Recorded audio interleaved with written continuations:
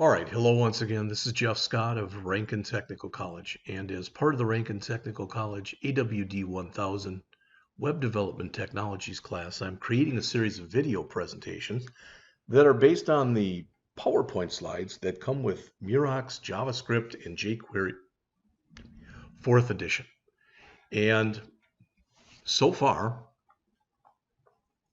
I've got all of section 1 done. I'm now on the last chapter in section 3, and then I'm going to come back to section 2 afterwards. All right, so what we have in here, how to work with objects. Basic skills for working with objects, the miles per gallon application, how to work with objects, the trips application, how to work with prototypes, more skills with objects, and the task list. And we're about in here someplace, okay, I think. About a third of the way through. So as it shows right here, this is the JavaScript object hierarchy. So JavaScript supports string objects, number objects, Boolean objects, date objects, array objects, and function objects. So let's take a look at an example here. Now I will tell you that when you take a look, again, not exactly, but in many ways, this example that they have in here where they're creating a person class is very similar to what you'd have in a language like Java. Except in Java, you wouldn't have the word constructor, you would just have the word person right there. But this says that whenever you create a person object, it's expected you're going to pass in a first name and a last name. And whatever first name you pass in, all right, it's going to set the first name for that person to that, and whatever last name you pass in, it's going to set the last name. And get full name will just grab both of them. So here we're creating a new person. We're passing in Grace for the first name and Hopper for the last name. When we print it out, it prints out Grace Hopper. And if we ask if P is an instance of object, it's true because any kind of object is a type of object. And if we ask if P is a person, that's also true because P is a person object. All right, and person is an object. Now, we can take it further than this.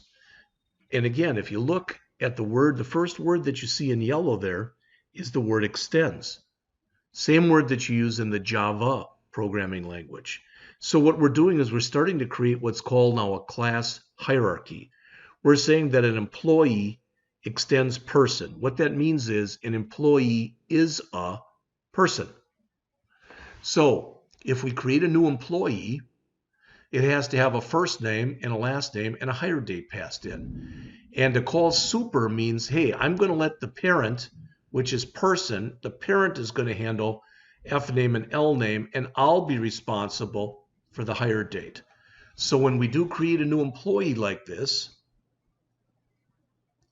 all right, we do need to pass in three things: a string for the first name, a string for the last name, and a date for the hire date. And full name still prints out the same thing.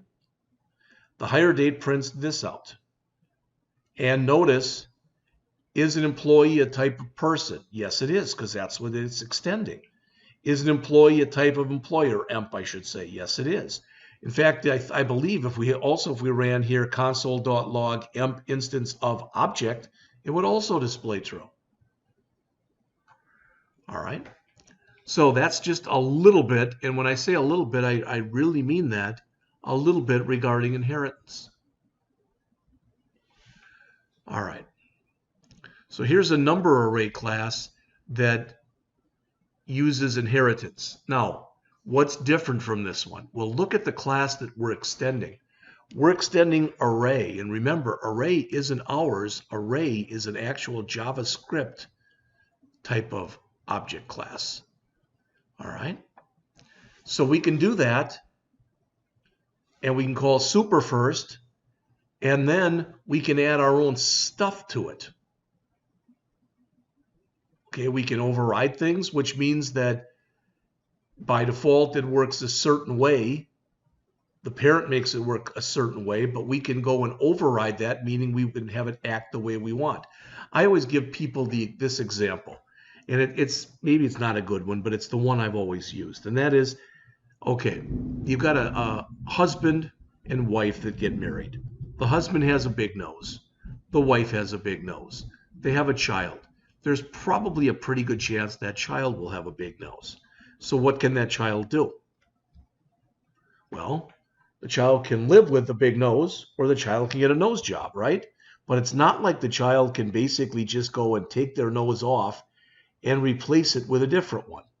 Well, the reason I bring that up is that's kind of what you can do with inheritance. And when you override something, you can say, I don't like the way that that is being used, so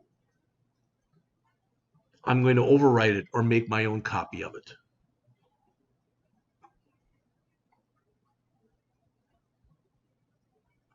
So how to create and use a number array object that uses inheritance. So we're creating the new number array. The push that's here, now what did we do? We overrode push, so it acts a different way.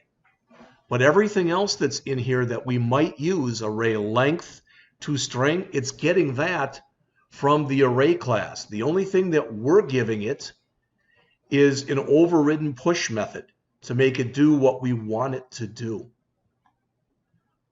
All right. It says not all inherited methods that add elements to the array check to make sure that the element is a number. As a result, it's possible to add invalid data to a number array object. What you have to make sure of is that, as the old saying goes, you cross all the T's and dot all the I's when you're using this.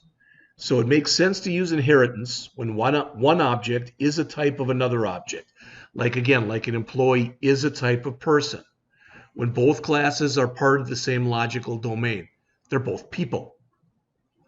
And the subclass primarily adds features to the superclass. So the child gives you something that the parent didn't have. All right. Now, there's also something that's called composition. Now, this isn't exactly probably what they're referring to here, but the way I always thought of composition, the example I've always given has been this. Let's say that I create a clock class, and I say that the clock class will handle hours and minutes and seconds, maybe some other stuff, but hours and minutes and seconds. Now I created an alarm clock class. Well, rather than recreating hours and minutes and seconds, wouldn't it make sense that one of the components of an alarm clock class would be a clock class? And that to me is composition. All right.